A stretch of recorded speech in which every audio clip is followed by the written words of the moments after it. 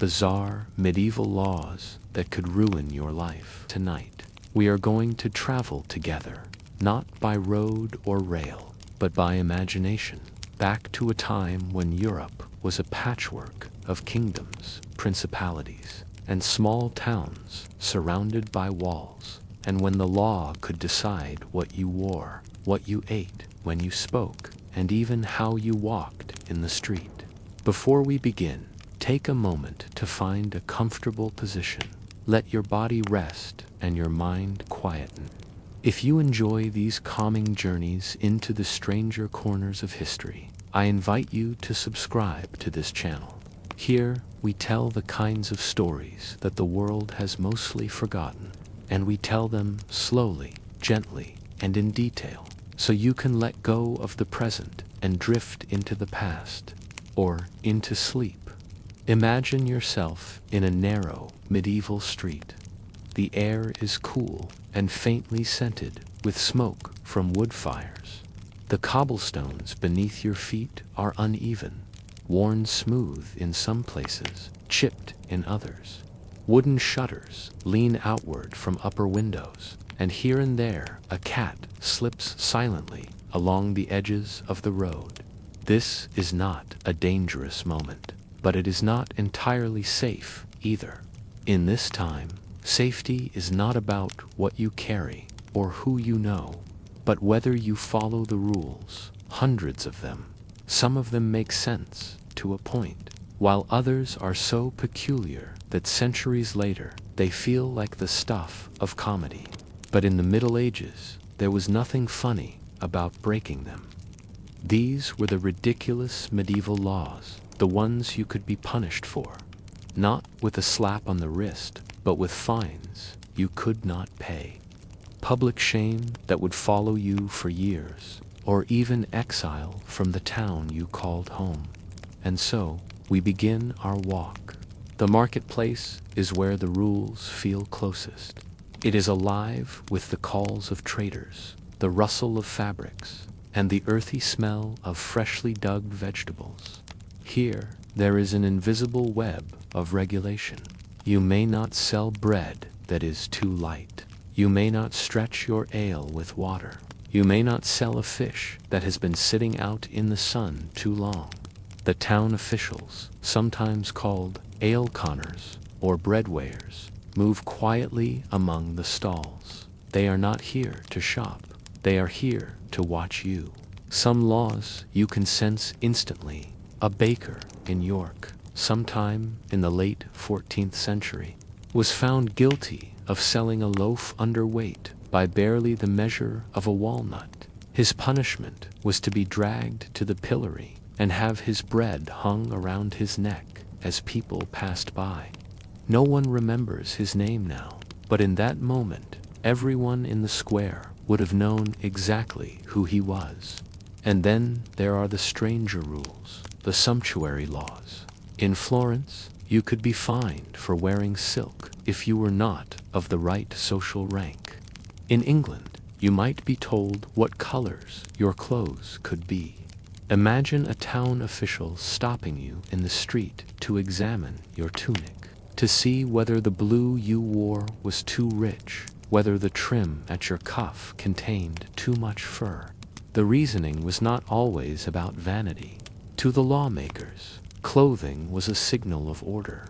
If the poor began to dress like the wealthy, the lines between classes would blur, and in their minds, society itself would begin to wobble.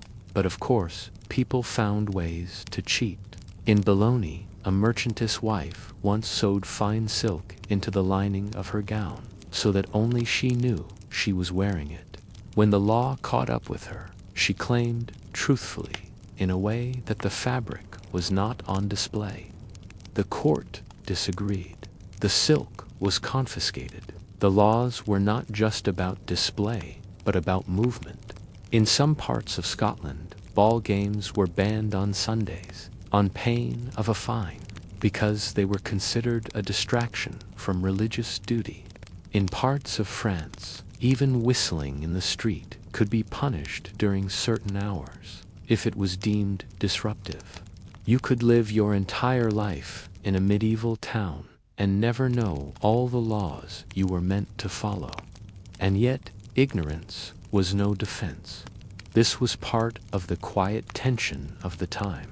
You walked carefully, you observed others, and you learned slowly which invisible threads you were expected to avoid touching. But what happened when you broke one? That is where the punishments, equally bizarre, and sometimes more so, came in. And it is there that our journey truly begins. The sumptuary laws were some of the most peculiar in all of medieval Europe, and they appeared in almost every kingdom in one form or another. They were written not merely to control vanity, but to keep the social order as visible as the walls around the town. In England, during the reign of Edward III, laws dictated not only the materials and colors a person could wear, but even the width of the sleeves on a garment, leaded window, and the air smells of lanolin from the wool and the faint sharpness of dyes. The tailor, who has worked here for decades, knows the law better than his own reflection. A nobleman might request a tunic of fine imported velvet that is permitted. A wealthy merchant might desire the same, and that is where the trouble begins. Velvet is not for him, the tailor must explain, not unless he wishes to pay a fine equal to a month's profit. The merchant scowls, for he has the coin, but not the permission. The tailor quietly offers another suggestion: a wool dyed deep green, the color of pine needles. It is rich enough to please the eye, but safe enough to avoid the law's scrutiny. Across the Channel in France, the rules could be even more minute. In certain cities, the type of fur you could use in lining your cloak was determined by your income. Squirrel fur, for example, was common enough for a tradesman, but ermine was reserved for the high nobility. But the public humiliation of having the garment destroyed before your eyes, and yet, for all the law's detail, people found ways to bend it.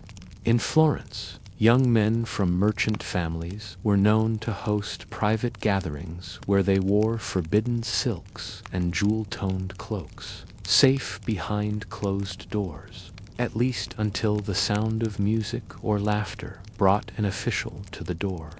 One such group was fined heavily after a neighbor, jealous of the noise, reported them. The city records described the garments in detail, as if the scribe took pleasure in writing down each contraband color and fabric. In some cases, the punishments went beyond money. There are records from Castile in the late 15th century of offenders being forced to parade through the streets wearing their illegal garments turned inside out, the fine silk hidden, the rough seams exposed, while onlookers jeered.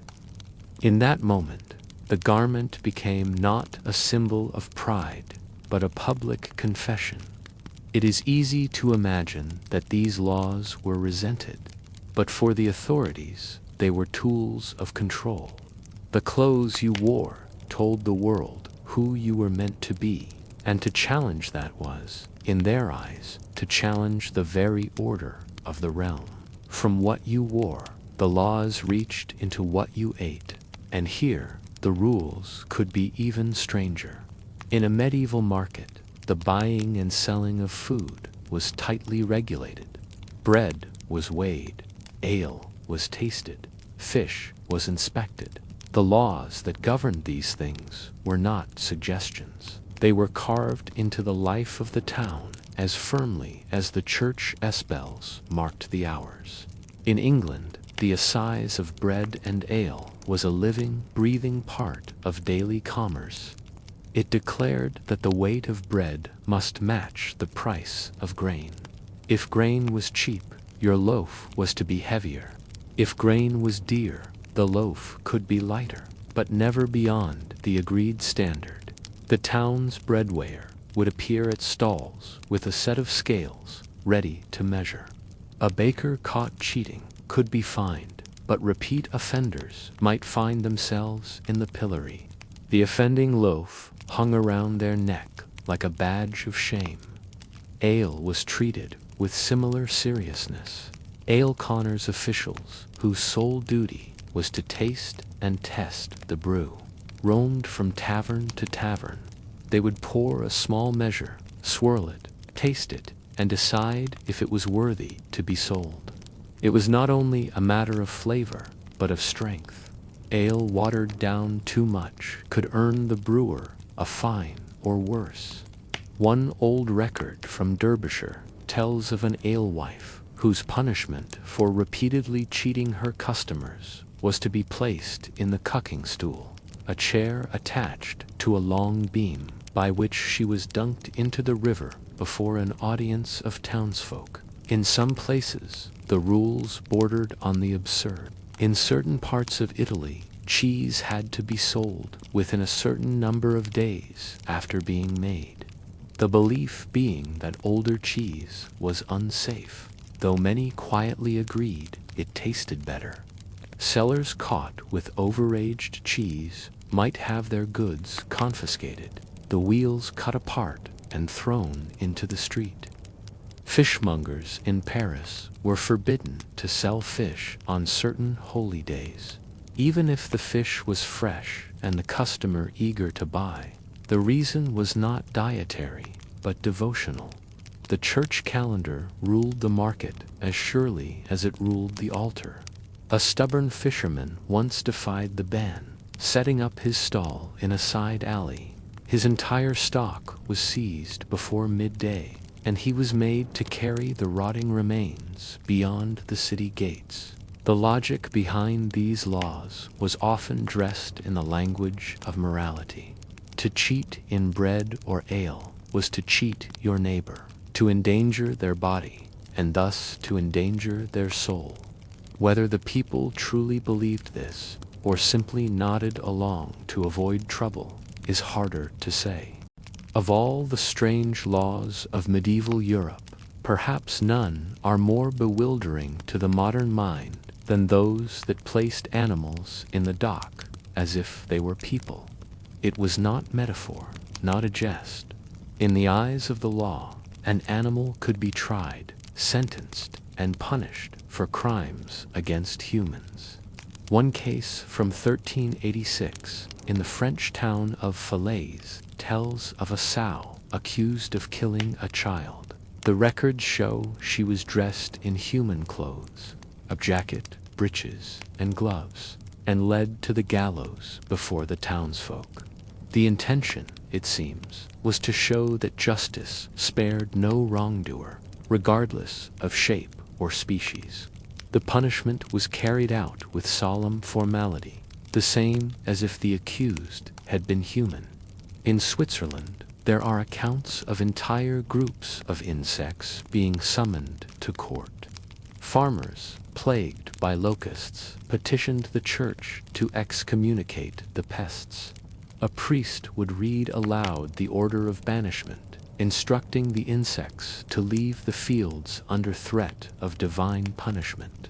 Whether the creatures complied or not, the ritual gave the people the sense that something was being done. In one particularly odd trial, in 15th century Autun, a colony of rats was accused of destroying barley crops. A lawyer was appointed to defend them, and he argued that his clients could not appear in court because the journey was dangerous. Cats, he said, lay in wait along the route. The case dragged on for months, and though the rats never appeared, the court issued its verdict in absentia.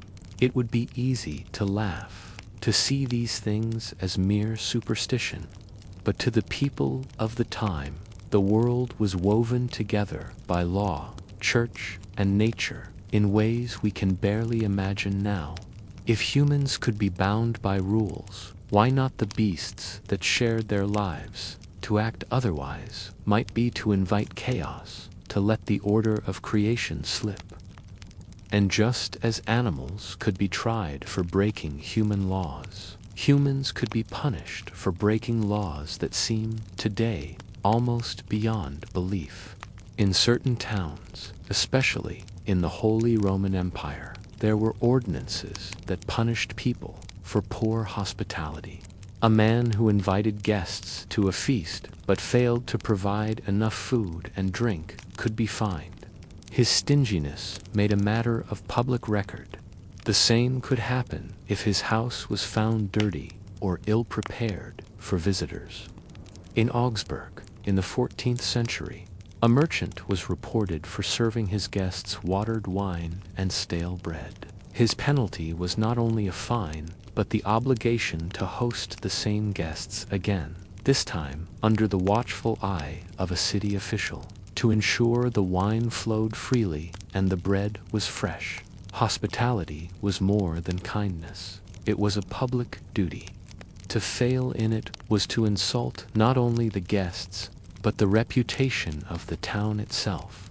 In an age when travel was hard and dangerous, a reputation for warmth could be as valuable as any wall or moat. Cities were full of rules about how people should conduct themselves in public. Some were rooted in order, some in morality, and some in sheer oddity.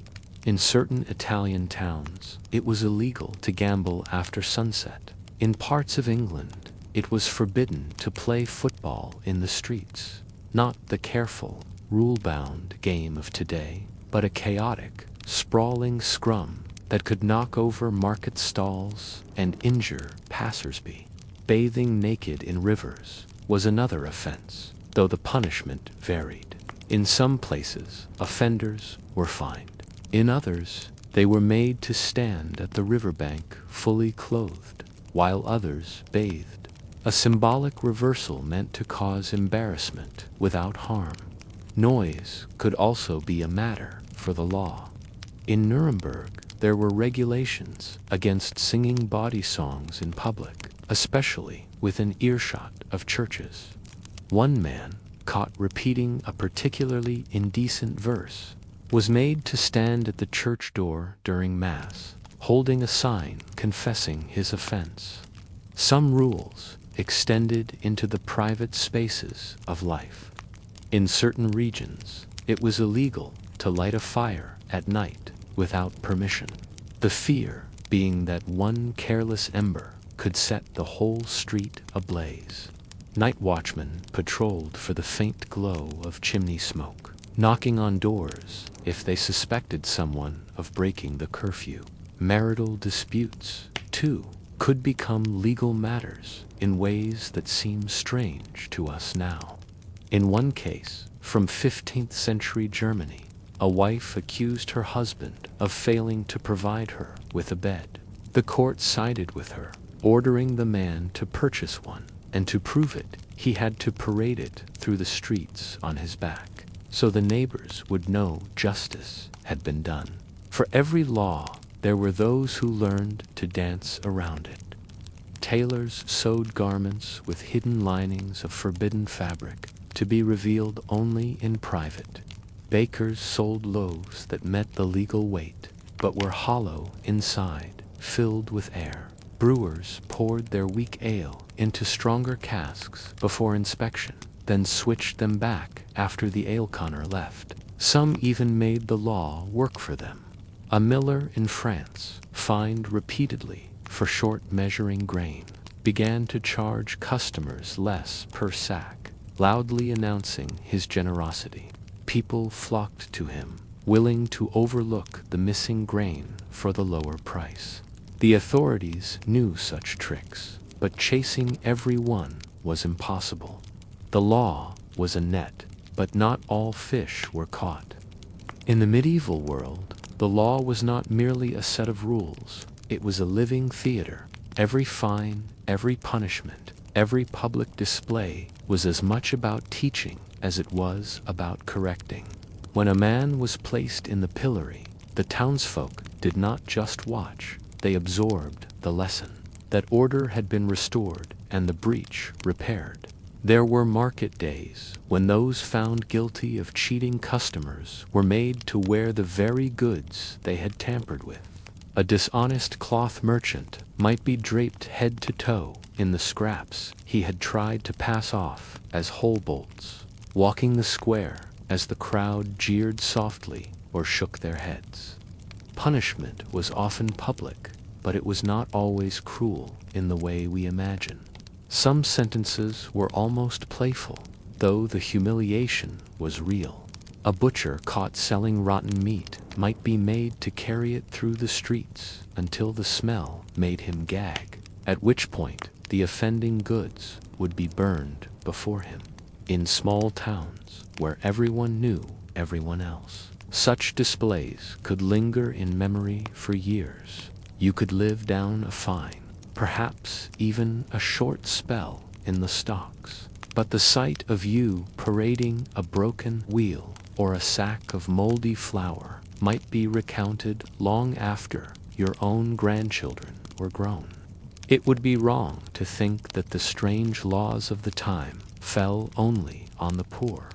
In some places, the nobility and clergy faced their own peculiar restrictions.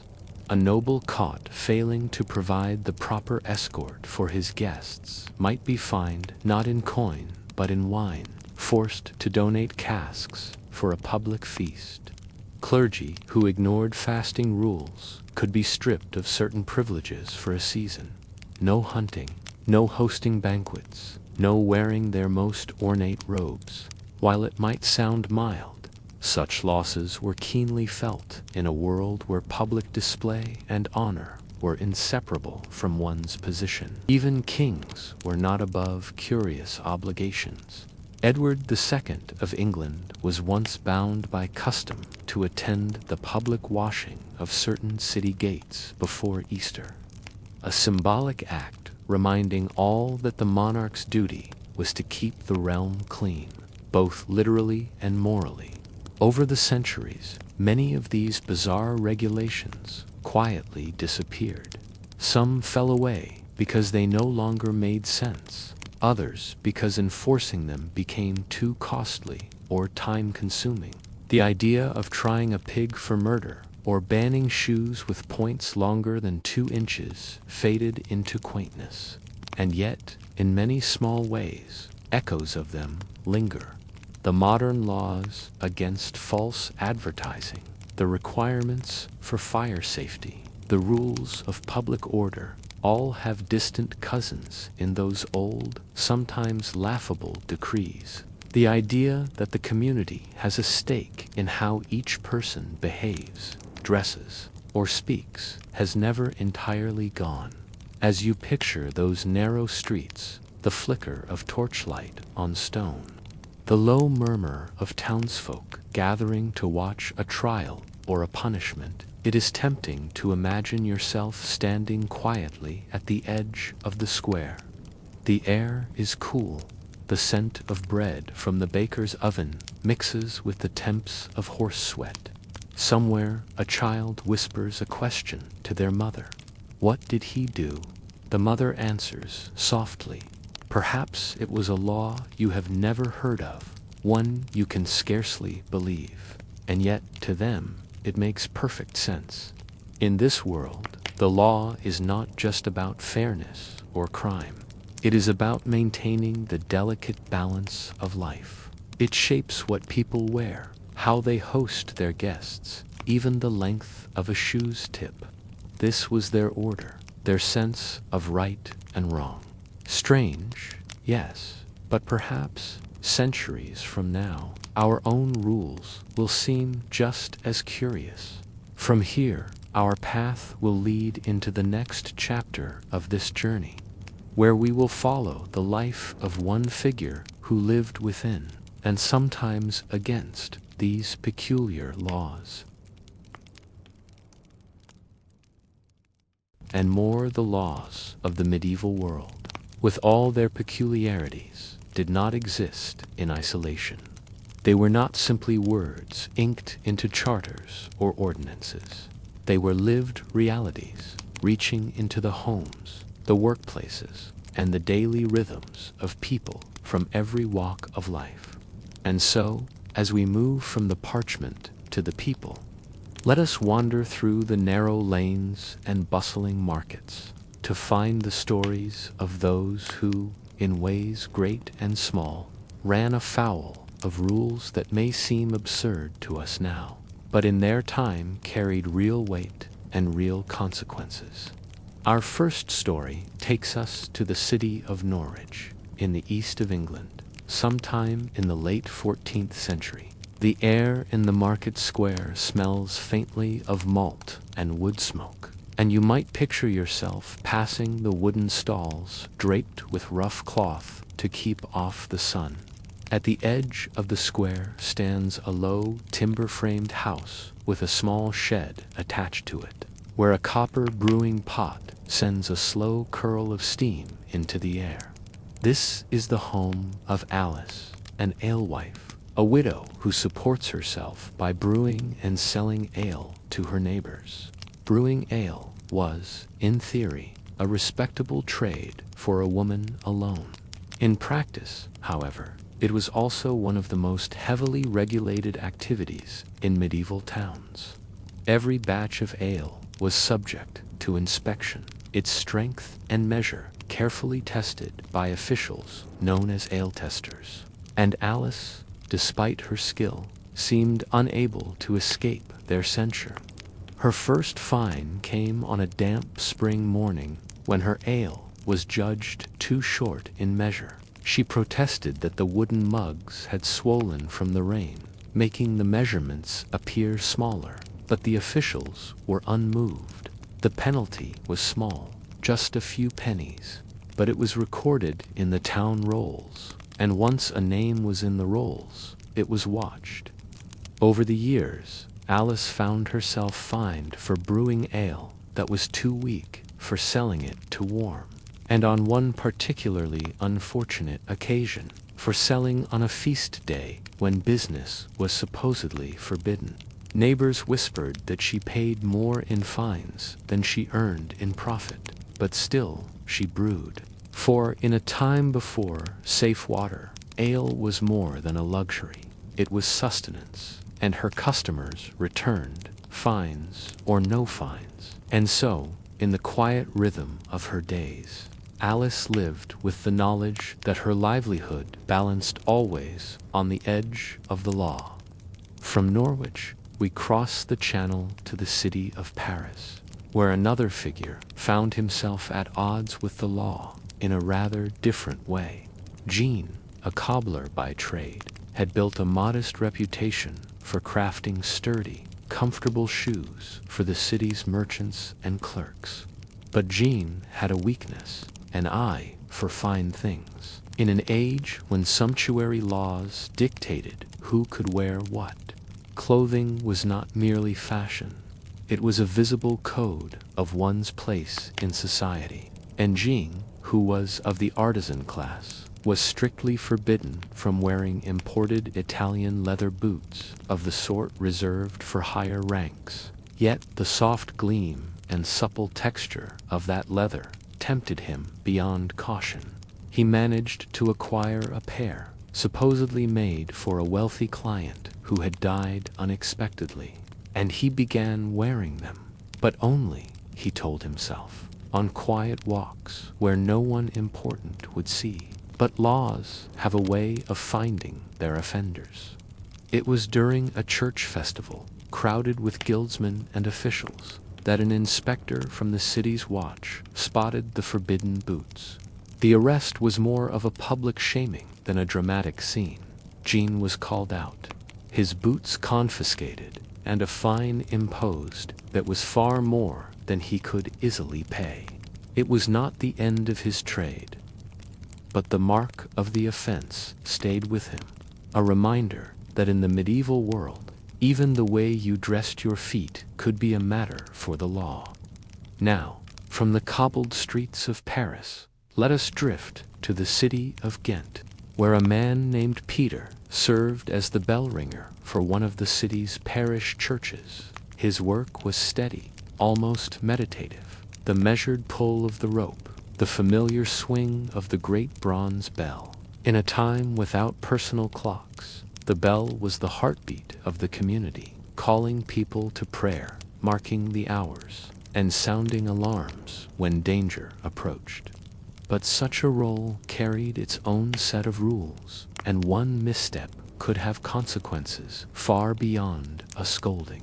Peter's trouble began on a chilly winter morning when, due to a mix-up in the calendar, he rang the bells for the feast of St. Agnes a day early. To the townsfolk, it was an amusing mistake, but to the church officials, it was a serious breach. The sanctity of the feast day had been disrupted, the order of worship confused. Peter was summoned before a church court where the proceedings were slow, formal, and heavy with ritual. The punishment was symbolic rather than severe. He was ordered to stand outside the church doors during the real feast day, holding the bell rope as a sign of penance.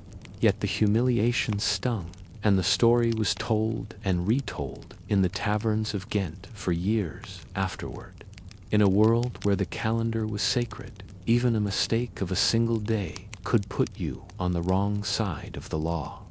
Finally, we come to York, in northern England, where the city's market was a place of constant noise and barter.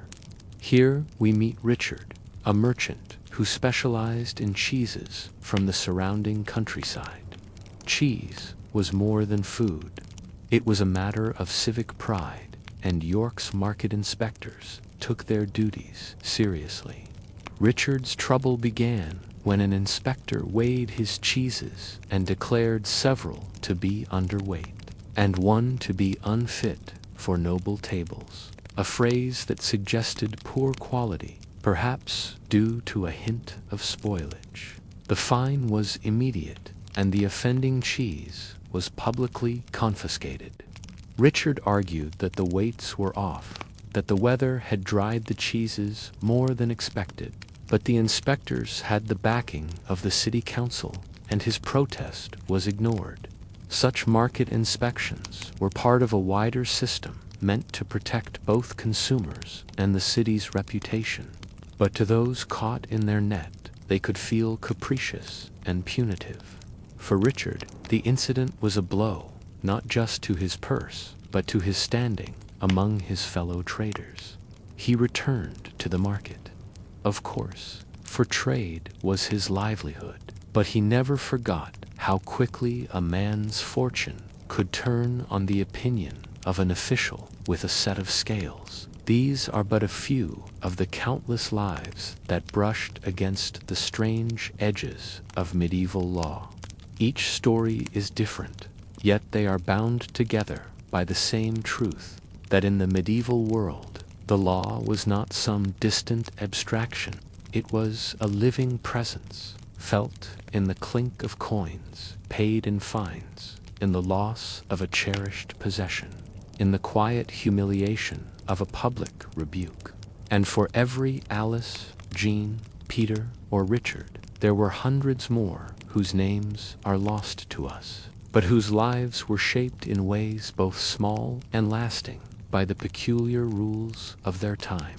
And as we step away from these individual tales, we can begin to sense the wider web of history, the network of people, places, and customs that made the medieval legal world what it was.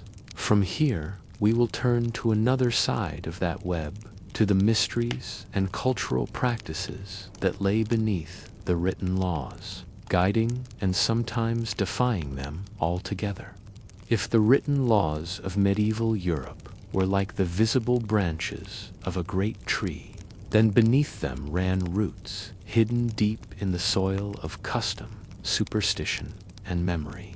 To walk through a medieval town was to pass between two worlds, the one you could see, the markets, the guild halls, the public punishments, and another, quieter one, where invisible forces were believed to shape the fates of men and women as surely as any royal decree. And it is here, in this hidden world, that some of the strangest, most mysterious customs take root. Imagine yourself in a small German village in the early 15th century, long before clocks were common in every home. The laws here are written on parchment in the Lord's manner, but they are lived through the rhythms of the land, the first plowing of spring, the ringing of the church bell, the fall of the first snow. Yet, alongside the official records, the villagers keep another kind of law, the unspoken rules of the Dorfrecht, the village law, passed down orally, shaped as much by belief in spirits and omens as by royal charters.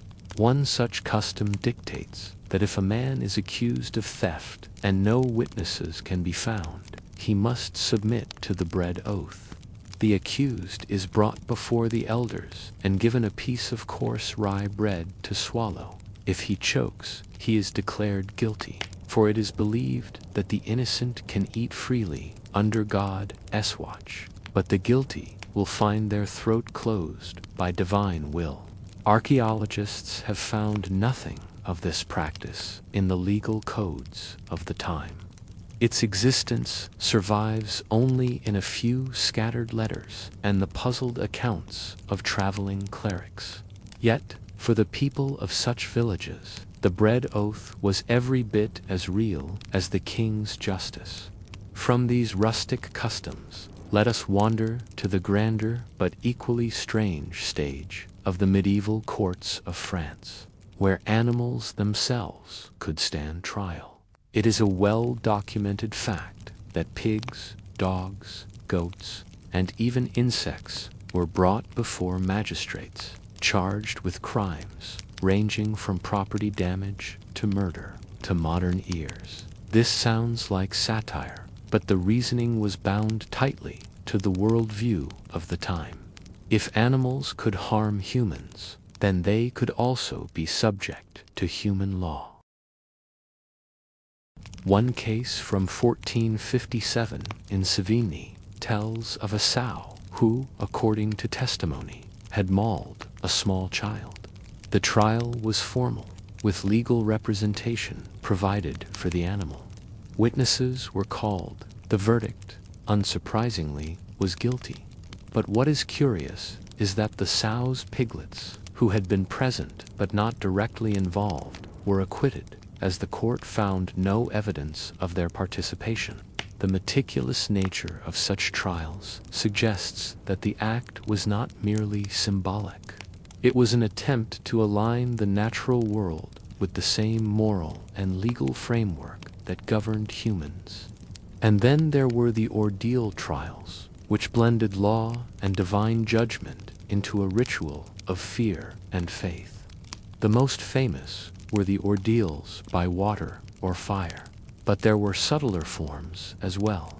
In the city of Florence, a man accused of slander might be ordered to carry a wax candle as long as his own forearm through the streets to the church, reciting prayers for the person he had wronged. Such a punishment was both public and symbolic. The candles burning represented the purification of lies, while the slow walk allowed the entire community to witness the act of contrition. Beneath these punishments lay an intricate web of belief about guilt, fate, and the will of God. And it is here that archaeology sometimes surprises us, uncovering objects that speak of a world where law and superstition intertwined. In the English town of Chester, excavations of a medieval tavern site revealed small lead tokens stamped with crude images of faces and animals. At first, these were thought to be gaming pieces, but closer study suggested they may have been used in unofficial wagering oaths, where disputes were settled by chance. The outcome of the token toss standing as a kind of divine verdict. Such objects, worn smooth by countless hands, carry the silent testimony of disputes resolved outside the formal courtrooms, in the dim corners of alehouses and market stalls. And still, the mysteries deepen. Across Central Europe, There are records of the silent courts, gatherings held at night by hooded figures in forest clearings, known as the Vemic courts in Westphalia. They were said to be secret tribunals empowered to judge crimes the official courts could not or would not address. Those summoned might find a rope and knife left on their doorstep, symbols that their presence was demanded. The proceedings were shrouded in ritual, and the sentences, once decided, were carried out without fanfare but with deadly efficiency. Historians debate the true power of these courts, but the fear they inspired is clear in the scattered chronicles and whispered warnings that have survived. The further we look, the more we see how medieval law was not simply a matter of ink and seal. It was an ecosystem where church teachings, royal commands, local customs, and deep-rooted superstition mingled together. It is perhaps no surprise, then, that a single case could move between these worlds, beginning as a formal charge in a lord's court, drifting into the realm of public ritual, and ending in the private justice of a village tradition. And as we step back, the picture that emerges is not of a society obsessed with fairness as we might define it today, but of one deeply concerned with harmony, the balance between man and man, man and nature, and man and God. The laws, strange as they may seem to us, were threads in the vast, unseen web of beliefs that held the medieval world together. From here, we will turn our gaze upward, away from the marketplace and the forest clearing, to the gilded halls and private chambers of the elite, to see how those at the top lived under bent or entirely remade the laws for their own purposes.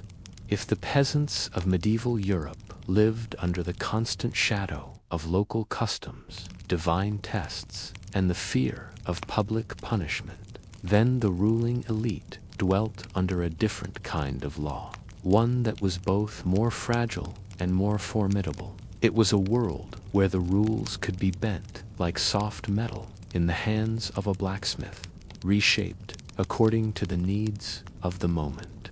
Yet, to think the kings, queens, and high lords were entirely free from strange restrictions would be a mistake. Take, for example, the sumptuary laws, elaborate regulations dictating who could wear what. In England, during the reign of Edward III, these laws were intended to preserve the social hierarchy, ensuring that merchants did not dress like nobles and that commoners remained visibly common.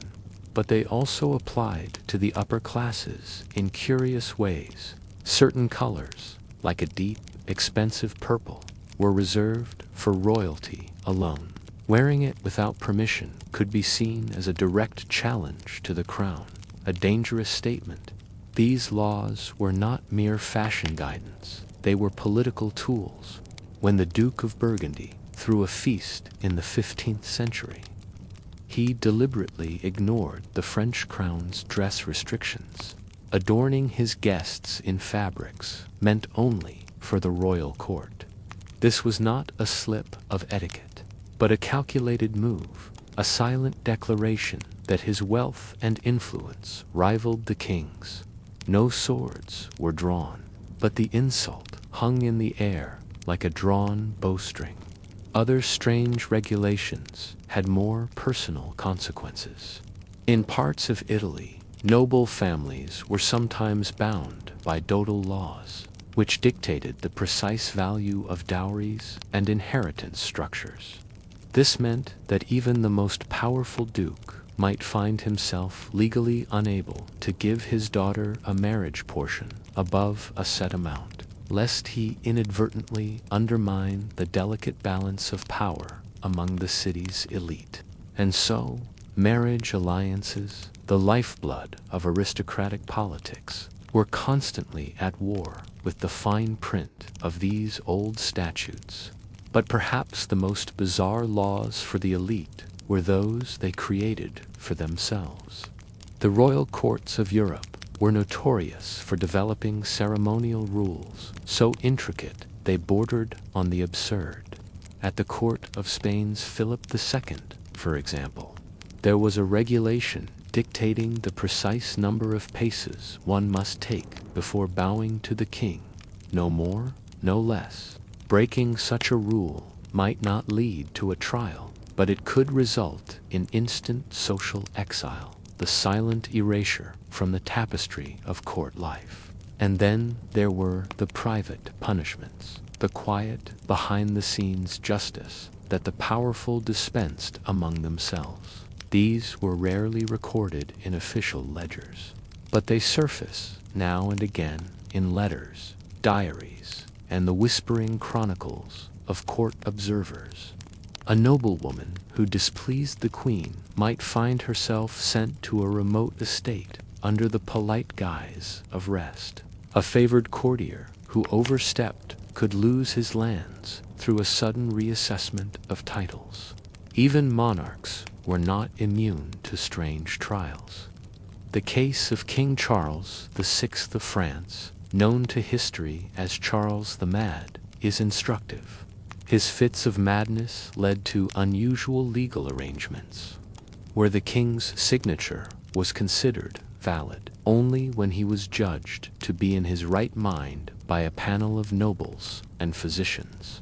It is difficult to imagine a stranger legal limbo, a king, theoretically the source of all law, bound by the judgment of those he ruled.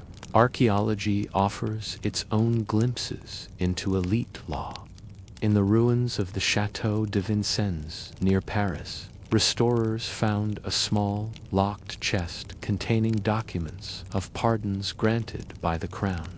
Some were expected: nobles forgiven for debts, loyal retainers spared from execution, but others were stranger still.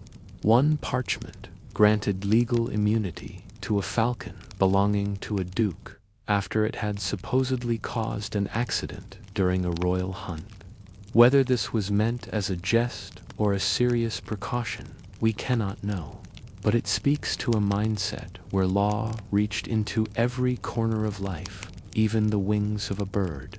At the highest level, laws could also serve as weapons in political games. A king might revive an ancient, half-forgotten statute to strip a rival of land or titles. In England, the crown occasionally used archaic wardship laws to seize control of wealthy heirs, usually children, placing them under royal guardianship until they came of age. This allowed the monarch to control marriages, lands, and incomes, effectively turning a legal technicality into a source of immense power. And so we find that, whether in the mud-caked lanes of a village or the jewel-lit halls of a palace, law in the medieval world was never simply a matter of justice. It was an instrument, sometimes blunt, sometimes finely tuned, for shaping society, enforcing hierarchy, and projecting authority.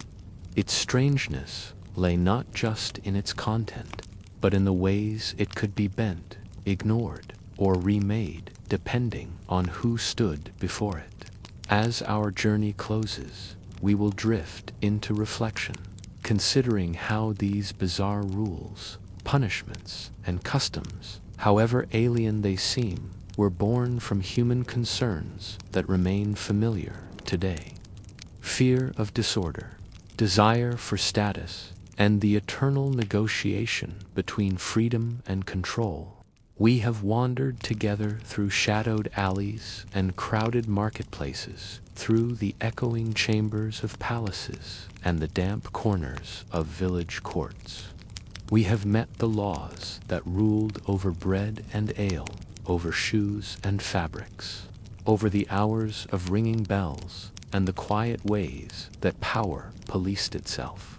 Some were practical, some were symbolic, and some were so strange they almost feel like fragments of a dream, half forgotten upon waking.